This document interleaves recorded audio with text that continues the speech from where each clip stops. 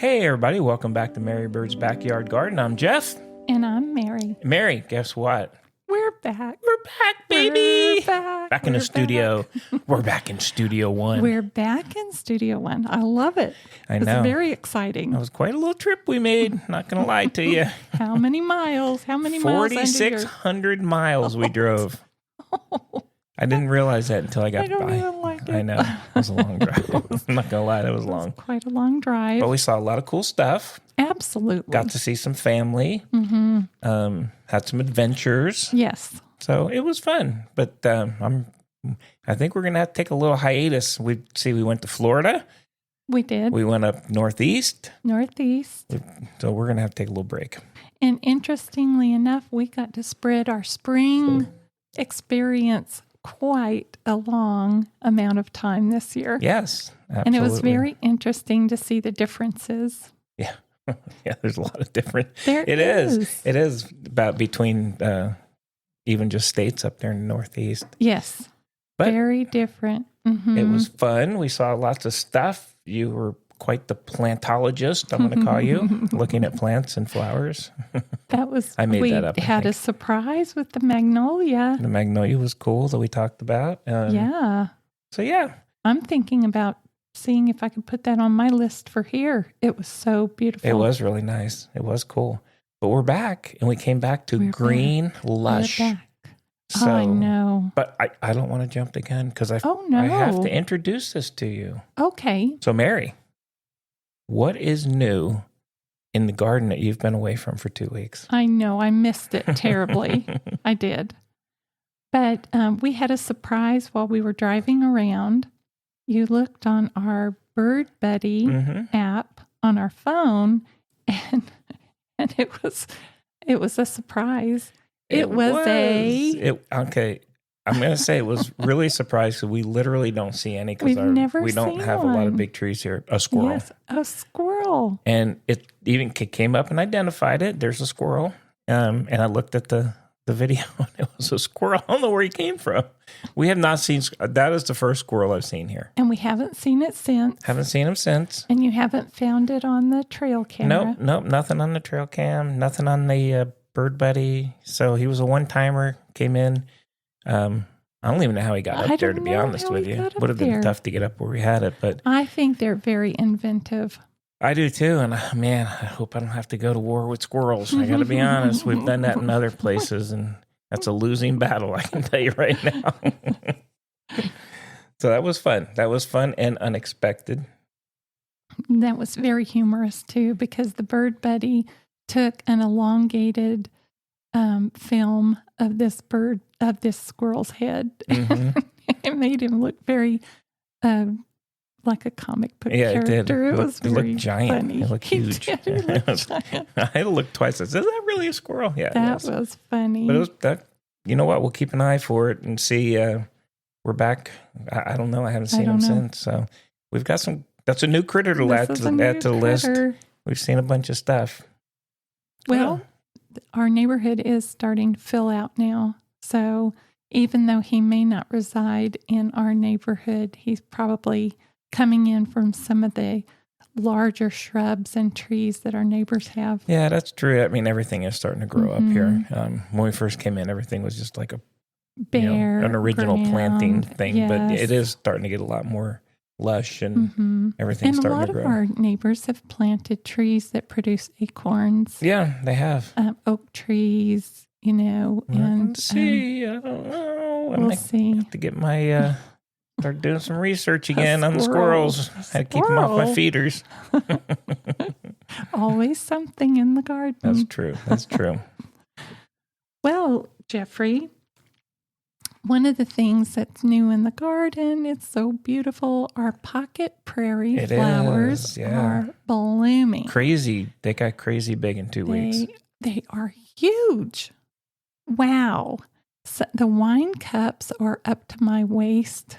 The wine cups are it's just amazing. Beautiful. It's real. You know what? I think it's kind of like I think what we envisioned when we put all the wildflowers and stuff out there. Yes. It's there right now. There. It's really cool looking. There's a carpet of pink prairie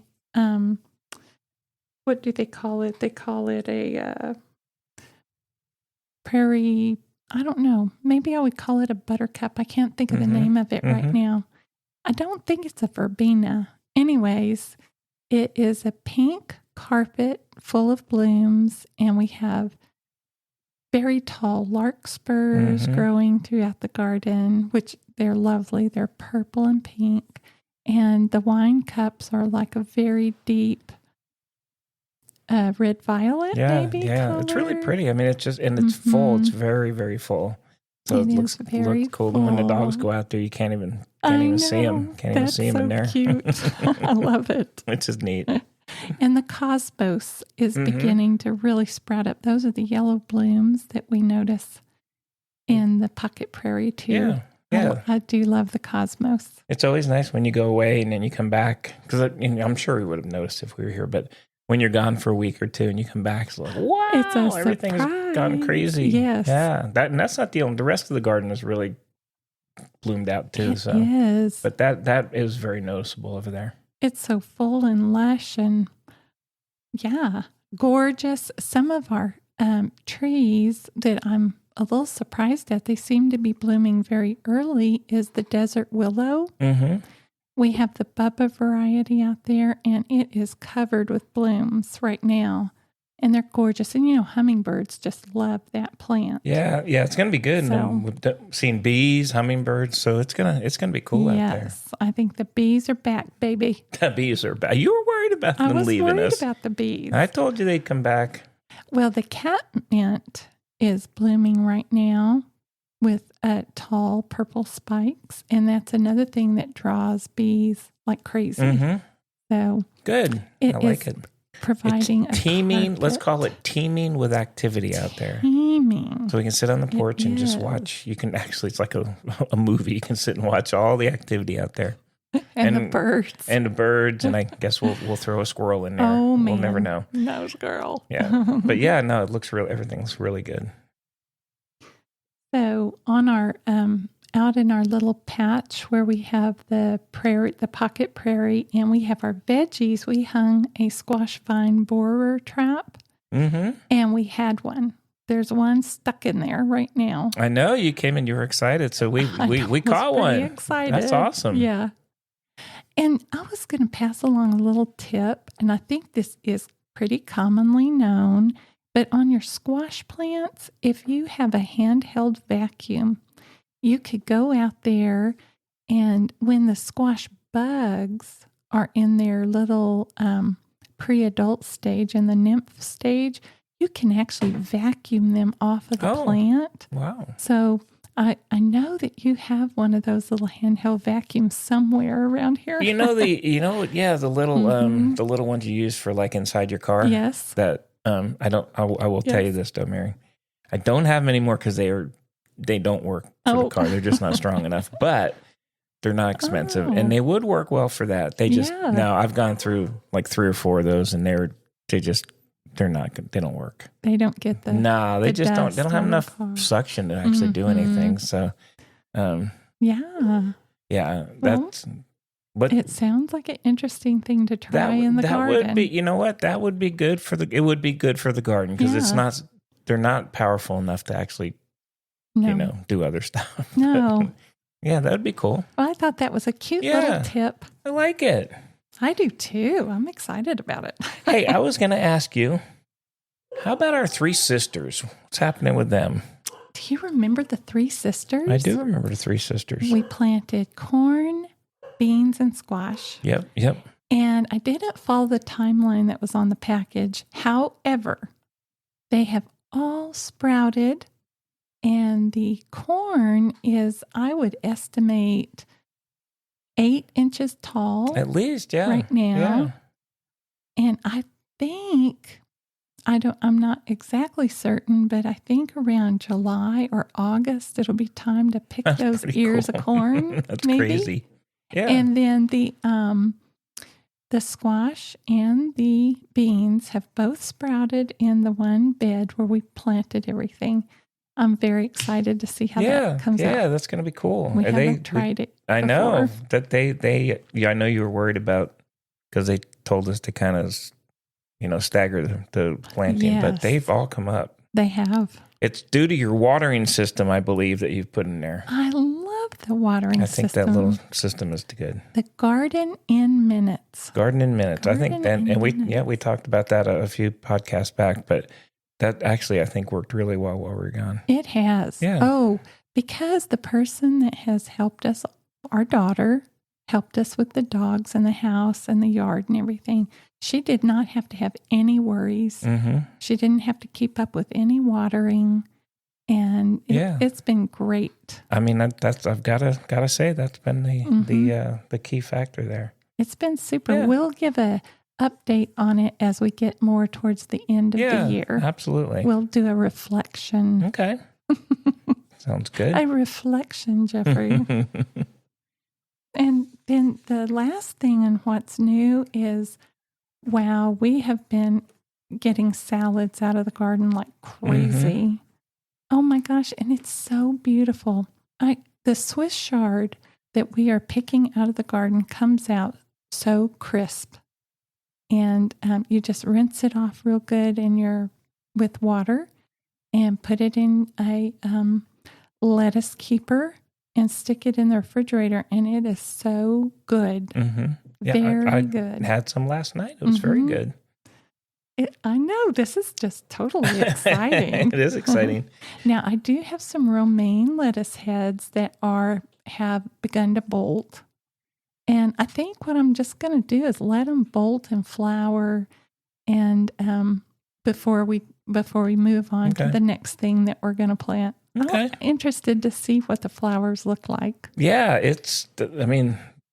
everything is literally full out there, which is cool. Yes. Now, the red leaf lettuces that we've been picking leaves off of last night, I'm afraid I was a little bit, I took a lot of them, but they're quite delicious too. Mm-hmm.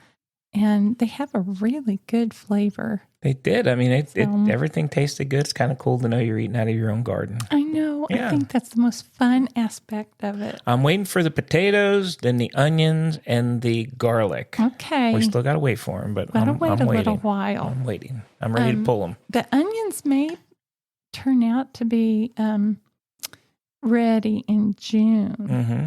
I'm not sure. And I don't know, because we've never tried this before. I don't know how you get them to size up, but who cares? We are enjoying eating the green leaves off of them right now. Absolutely. And they still taste good. Well, very good. So there's been a lot new in the garden. A heap of help and a new And stuff. you haven't even gotten yourself out there, in the middle of it yet. That's coming up for the next podcast, probably. That is. Yeah. Yeah. All right.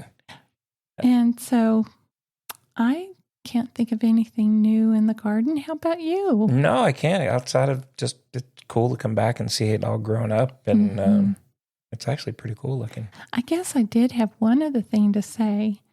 And this is in a little patch of the garden that only gets water when we have the automatic water come on. And we've had some hot days. Yeah. Or rain. But I planted pansies in this one, a raised bed sort of situation. Wow, they are beautiful. Is that the ones in the front? Yes. Yeah. Oh man, they are so full. That little box is really full that you did that with. It looks good and looks really nice. It does look nice. Yeah, I'm quite excited about it. Well played, sir. So we're going to enjoy those pansies. And then we'll transition to hot weather flowers and see if we could carry on. I like it. Okay, well, that was new. Let's move on to your topic of the day, Mary. And I know you have a sticky topic for us. Hey, how was that? Was that a good intro? A sticky topic. And what is it? Wow. Well, last year we ran into a little bit of a problem. And we had this plant come up. I can't remember now if we talked about it on the podcast or not. I think we talked about like the dogs getting in it. We didn't know what it was. Yeah. So this plant is called a Cocklebur. Mm-hmm. And this thing, I'm going to tell you, he is a nasty piece of work, this plant. There are barely any plants that I really back away from that I'm really, wow. But this is one of those plants. Do you remember what happened? Oh my gosh, last year. Oh, I mean, well, I think somehow we missed it, coming up. I didn't know what it was. And then it created so many burrs. I mean, like a massive amount. And then when we took them out, the trees out, I mean, I'm not even going to say plant. They were almost tree-like. And we took them out. It was an effort. And the burrs, we didn't know what the plant was, and we weren't really aware of it yet.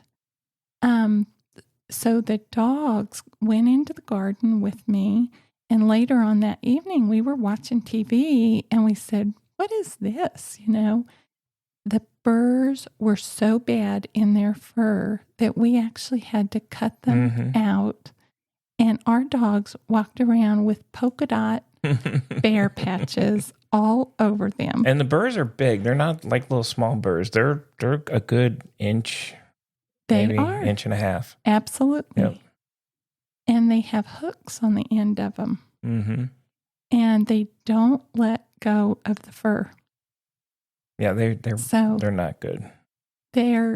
I've never seen anything like this plant. And we're not talking like one stem will come out and one burr will be on that stem. It is a massive quantity of the burrs that grow on these plants. It's astonishing. We had one plant last year. And so this year I was walking around the backyard and I happened to notice these leaves.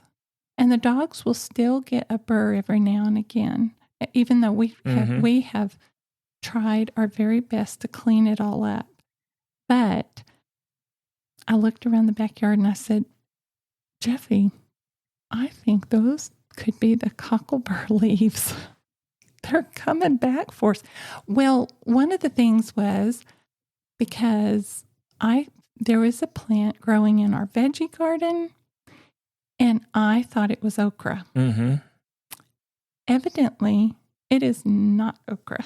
It is a Cocklebur. It's a Cocklebur, yeah. So that is definitely on our list to start taking care of right away. It is. And we last year, I don't know, we didn't catch it, but we did use the iNaturalist app. Yes. It came up and it kind of confirmed.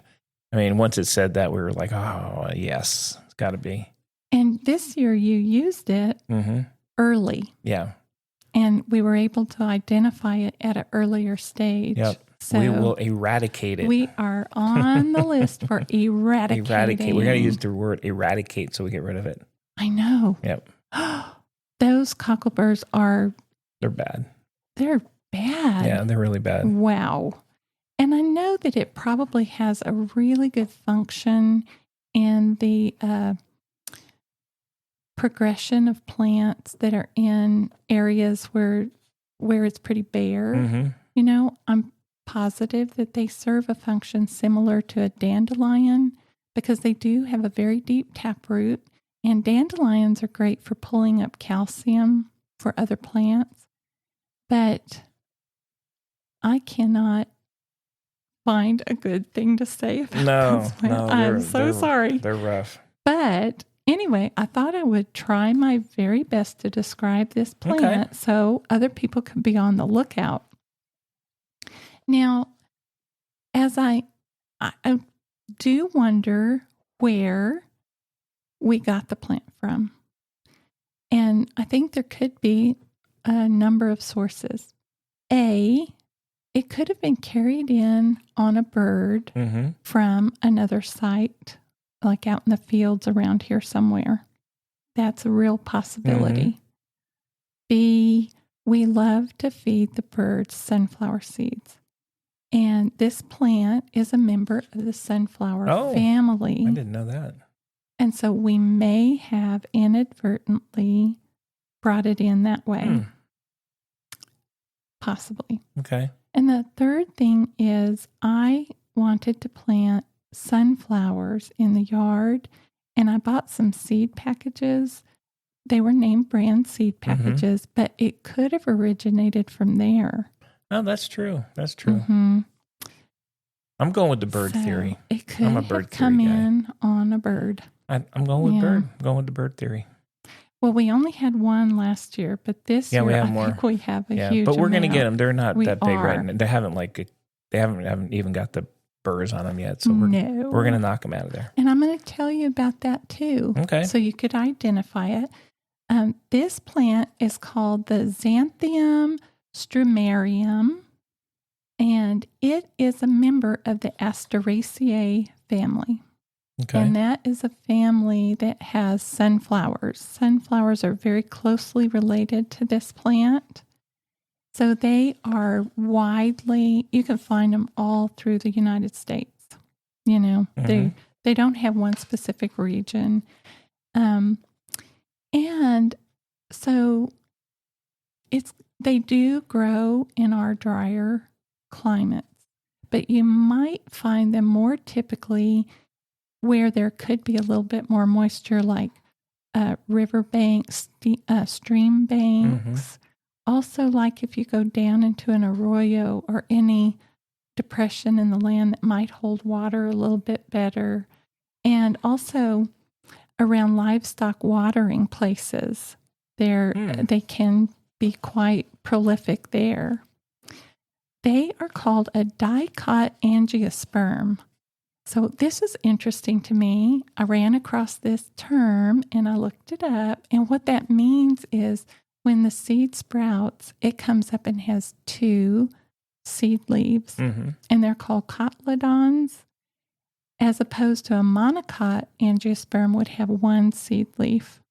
I thought that was very interesting.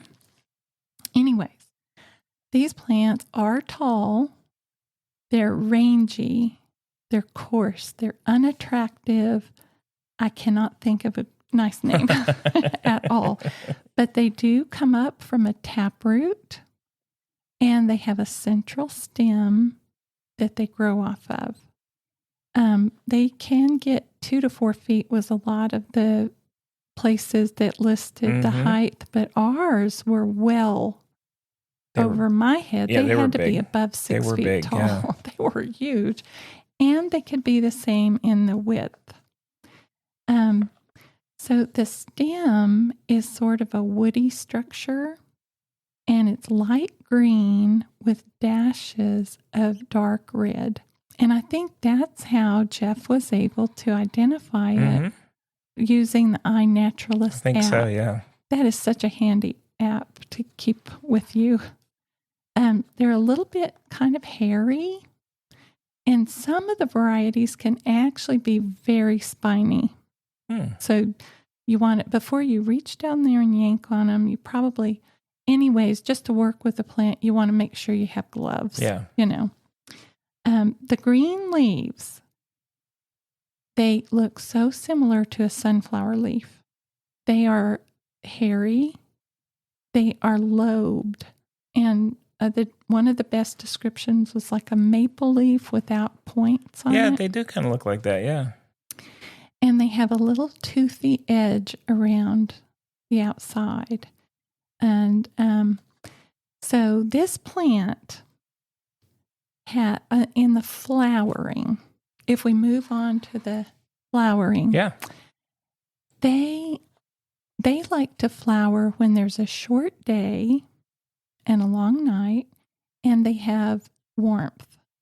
So our summer solstice this year is on June the 20th.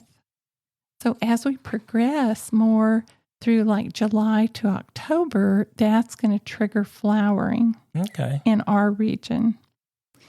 And I'm sure they could keep on flowering and producing seed as long as there's not a frost,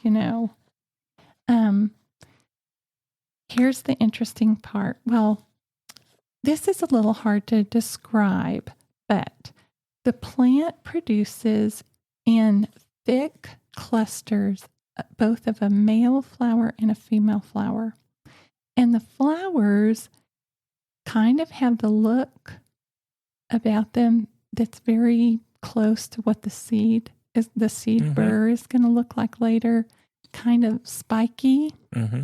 One of them might be red or they might have a little red tint to the end of the spikes, but they don't look like a flower or a sunflower, or, an aster is a flower that has a little middle with lots of petals that pop out. They don't look like that. Or a daisy.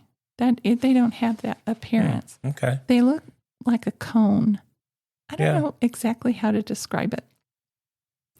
They look like the seed that they're going to produce. They look like a cocklebur. They look like a cocklebur. There you go. And they are in massive clusters along the leaf stem and the central stem. They're all over the whole plant. So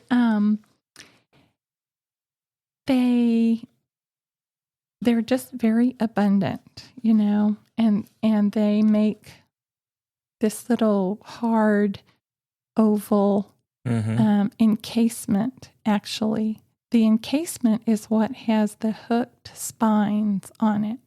And inside that encasement is 2 seeds. The encasement is like 1 to 1.5 inches in length. Yeah. And that's what gets so tangled in your fur. Mm-hmm. But inside of this shell, I suppose you could say, they produce 2 seeds. They produce a larger seed and a smaller seed. And the larger seed is going to germinate the first year after that shell falls to the ground, and it's going to grow. And the smaller seed is going to wait for the second year, and then it is going to sprout. Oh, man. Isn't that like a sneak attack on you? A sneak attack. Wow. They are very sneaky. That's probably what happened, because it produced a massive amount of burrs. Oh. And I mean, we tried to, obviously we were never going to get them all, but I bet that's what happened. And if the dogs had them on them, they may have picked them up and brought them over to the other garden too. Oh, I'm sure. Yeah. Interesting. Yeah. Okay. But, you can recognize the leaves and the stem at quite an early stage. So you can get out there and make sure that you are eradicating them. I like that word, eradicate. The taproot is going to challenge you. Mm-hmm. I'm not going to Fibonacci about that, but you can get out there and you can stay on top of it and get them out of your garden. Which we will. will. Probably you'll have to look out for them for a few years, Okay.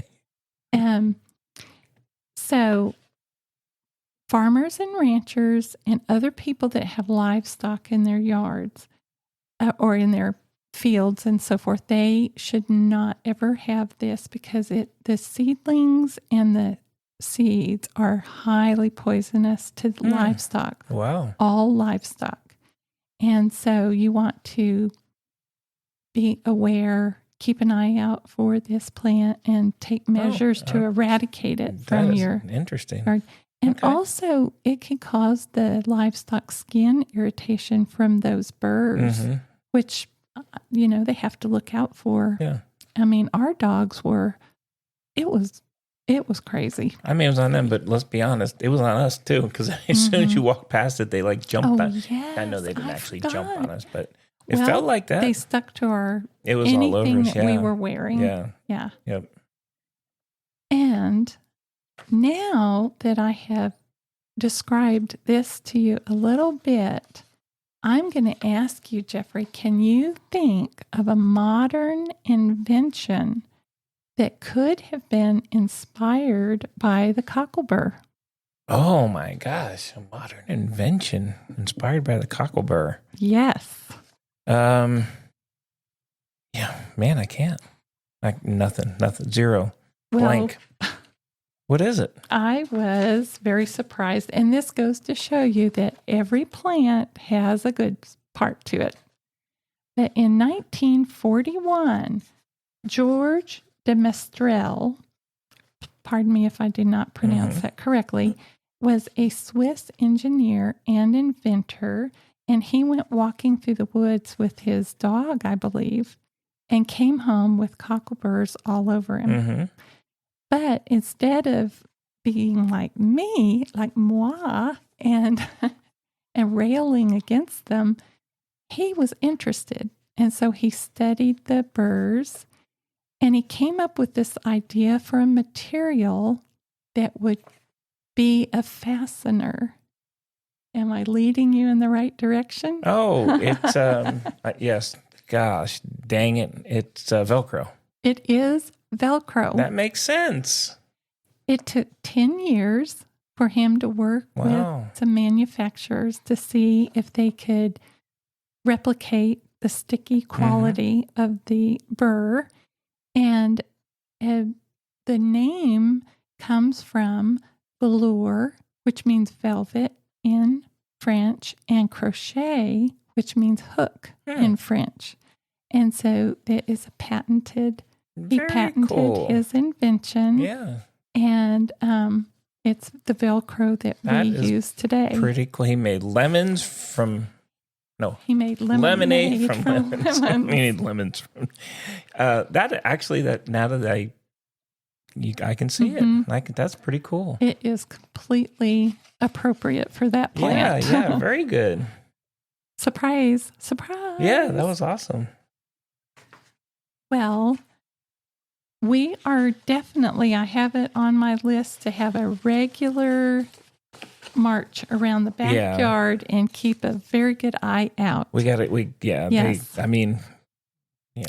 And so does this mean that I cannot plant sunflowers?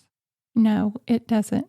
But what it does mean is that I need to be very aware of where I plant the sunflowers and label that area. Mm-hmm. And then anything outside of that area needs to be suspect, Okay. But, just, be proactive. I do want to say, if you have any type of puppy or anything like that, that you do need to be on your guard and make sure he doesn't get into the seedlings or into the seeds. Yeah, they're rough to get off. Like I said, we had to cut almost all of them off. They just, and our dogs are a little bit furry, but they're pretty rough. So, oh man. Yeah. Ooh. Well, cool. That was something else. The Cocklebur, folks. The Cocklebur. Know it and love it. I know. And I was interested because it was in the sunflower family. I think when I did the iNaturalistic, that was the other, it said that's what it thought. It kind of, if you ever use the app, it'll tell you this is what we think it is. Right. And then it'll give you it might be this, but the other one was a sunflower. Well, last year, one of the things that I grew, because it is very heat-loving plant, is called the Mexican sunflower. It's actually a Tithonia.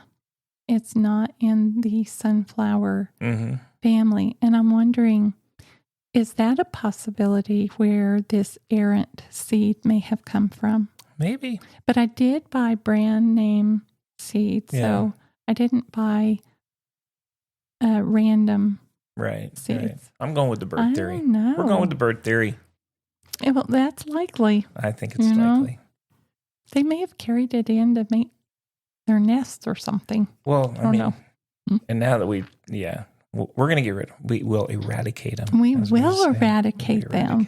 Yes. Very cool. Anything else on the Cocklebur?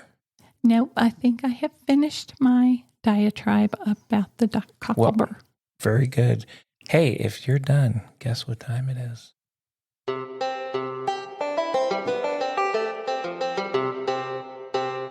It's time for Jeff's Corner. Guess what I'm going to talk about today, Mary? I know you don't know. You can't even guess. You have no idea. I have no clue. I'm going to talk about herbs for Texas landscapes. Ooh. But I was listening to somebody else talk about it, and they call them herbs.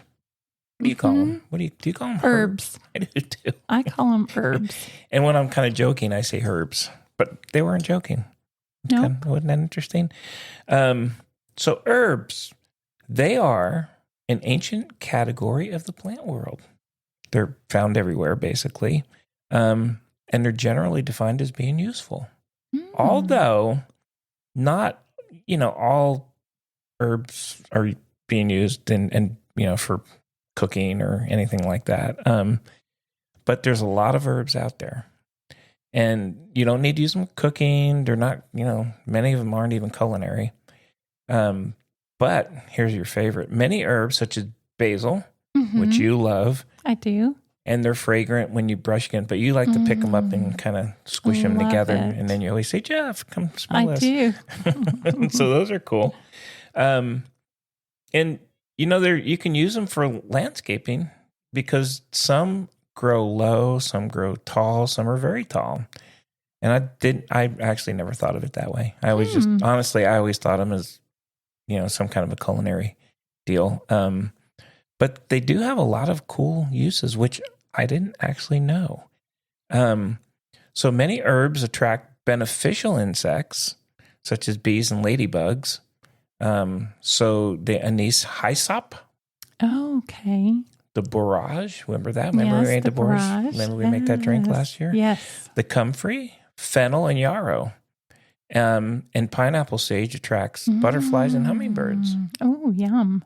And then there are herbs that are also repel less desirable visitors, like rosemary. So interesting. Rosemary repels cabbage moths, carrot flies, and bean beetles. I didn't know that. Chives repels aphids, your favorite aphids, and mites. Sage repels flea beetles. Mint, which I think we have some mint. Don't we have mint? We don't yet, but it's on my list to plant. You got to plant them because they repel aphids, cabbage moths, and flea beetles. Hey. And then the aroma properties of some of the herbs like rosemary and sage and bee balm are even reported to fend off hungry deer. Oh, wow. What do you think about that? That's pretty challenging. I mean, that's honestly pretty cool. I did not know that, though. And then pairing specific herbs with specific plants can benefit the plants. So a rue planted near roses produces a rue chemical that repels Japanese beetle grubs. Whoa. And those grubs like to feed on the rose's roots. Yes, and that is such a beautiful, beautiful plant. And then your all-time favorite basil planted near tomatoes deters flies and mosquitoes. Hey. Oh, interesting. And then here's one we have. We have catnip. Don't we have catnip out there? We have catmint. Ah, okay. So catnip deters ants, flea beetles, and weevils. And hyssop planted near cabbage, cauliflower, or broccoli deters cabbage moths. Now, I don't know what a hyssop is. Do you? Anise hyssop. Hyssop? Is it hyssop? Well, I've always heard it called hyssop. Okay. It gives the flavoring to liqueur that's a licorice flavor. Oh, okay. Interesting. I don't know a lot more about the plant than that, but yeah. Okay. And, you can use them just for landscaping too. So there's, there's some that are very tall. African blue basil. Oh, I love that. Bay.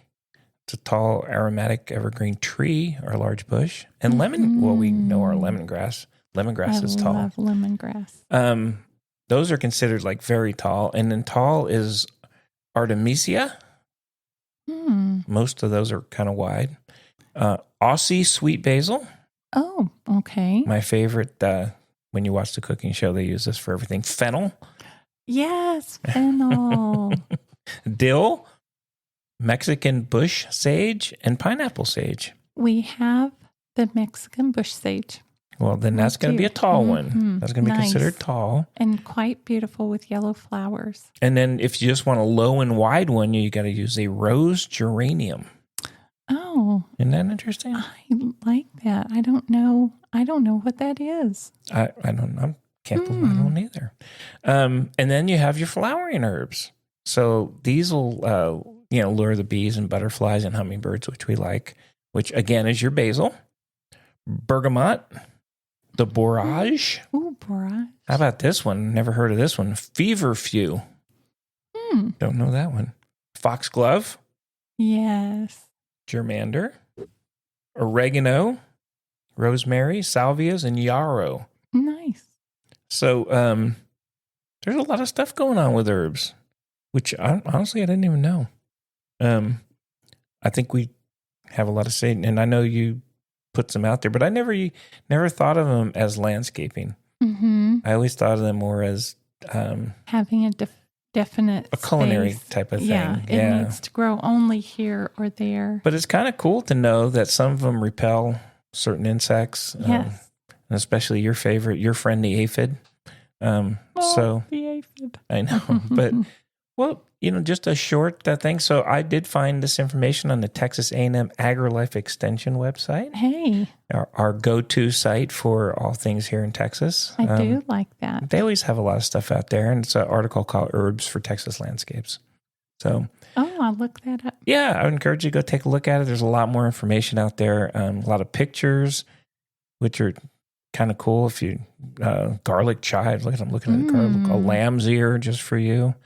It's got a lot of pictures. Pretty cool. So if you get a chance, go out there and take a look at it. And you want to get some more information on herbs. This one's specific for Texas, but I'm sure it's probably more of a Southwest flavor to it. I love it. And that's all I got for Jeff's Corner. Go look at that. I know you better do it before do your next shopping trip. That's right. Coming up tomorrow. Yes, oh boy. All right, now get ready to get rested. Get rested. Get everything going. All right, that's all I had. Well, to round out this podcast, I thought I would mention a few things that you could look forward to doing in May. Not a lot of things, but now we are in the midst of weeding. Mm-hmm. So really my challenges are Bermuda grass and nutsedge. And I just want to pull those out of the garden beds, but I don't have other weeds. I have a little bit of what you would call a Dallas grass. I need to just get that out of the beds. But that's pretty much what our weeding consists of. So we do mulch, and part of it is look around all of your growing area. And this is especially true here where we are, where things are really heating up.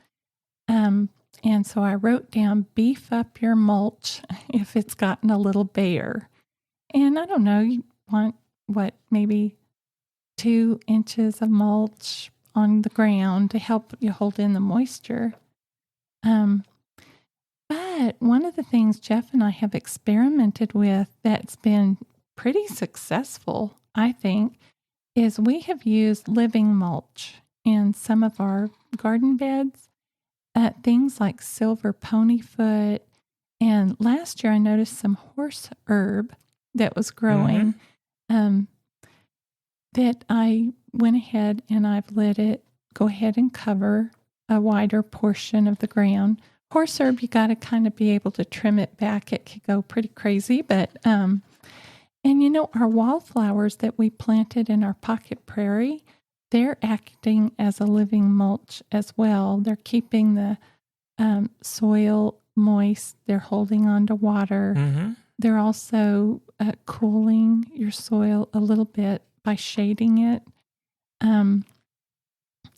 The pink flower is called a prairie primrose. Oh, okay. I don't know why I couldn't remember that before. But anyway, so we are making use of a lot of our living mulches. I like that. And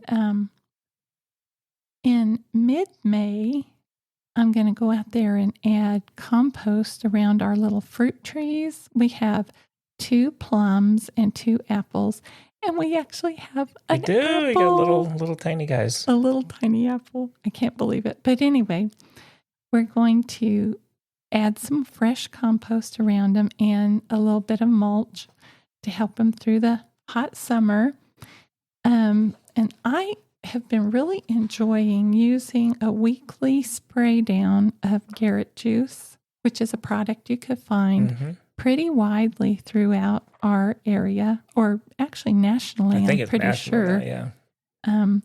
It's Garrett juice. It's put out by Medina. Or I also like to make my little own worm casting tea and do like a weekly spray of everything. I don't know. I think it's working. I think so. And so one of the things I'm kind of interested in putting out if we go to the garden center and I can find it, is a Sweet 100 cherry tomato plant. We actually have a volunteer tomato coming up in one of our beds that I don't remember putting the seed out for, but hopefully it won't be another Cocklebur. And the other thing that I am going to try for the hot weather, and this is the time to plant it, is called Malabar Spinach. Our son, who lives in Jacksonville, Florida, gave us some seeds, and I want to plant it and see how it does. It's a climbing, vining plant with succulent green leaves that are very reminiscent of spinach.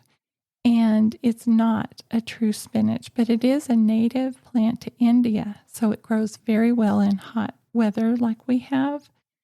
The green leaves are a little bit thicker than a spinach leaf, and they have a robust flavor. And they're very nutritious, a lot of vitamin A and a lot of vitamin C. So it could reach 4 to 5 feet tall, and you need a good support for it. So I'm thinking maybe the garden fence. Maybe it'll be really good with the long beans that we're going to grow. Okay. This is the time of year to plant those too. And the thing about this plant is that it will come back after frost. So you probably will have it as a plant that grows perennially. That's what they said. And a sunny location. The author that I was reading likes for you to remove the seed pods, which are purple, so that you could control the spread of the Malabar spinach. And I don't have a variety name because I got the seeds from my son, but we'll get back and tell you how it grows. Yeah, awesome. Yeah, it's an easy grower for the summer season. I like it. And I got my information for this plant from a book that I like very much. It's called Grow Great Texas Vegetables. And the author is Tricia Shirey. And the thing that I really love about this book, she has a short introductory discussion of how to garden in Texas. But then the bulk of the book is a month by month, what you should do, what's going on. And for me, one of the good things is she tells you when to start your indoor seeds. And I'm always out of sync to be able to do that. But this year, I think I'm going to be on target. Okay. And at the very back of the book, she gives you a description of each of the plants that she talks about. So I recommend this book. It's very interesting. Grow Great Texas Vegetables with Tricia Shirey. Very good. Jeffy, I do believe I've come to the end of my discussion. Well, that was good. Some good stuff. We got. And you provided. Look at that. A lot of inspiration for our trip to the garden center. Oh boy, thank you.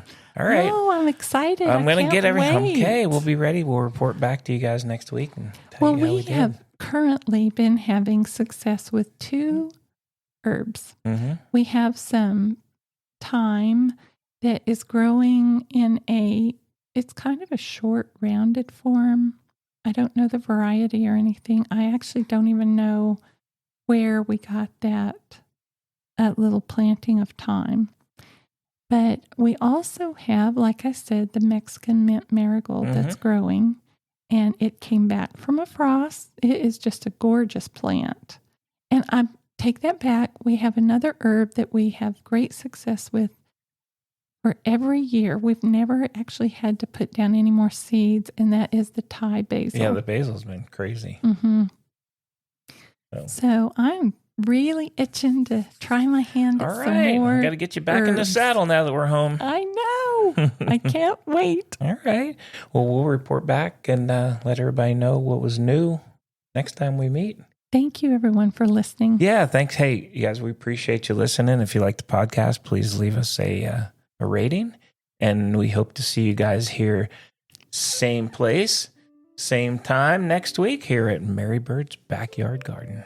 Bye. Bye.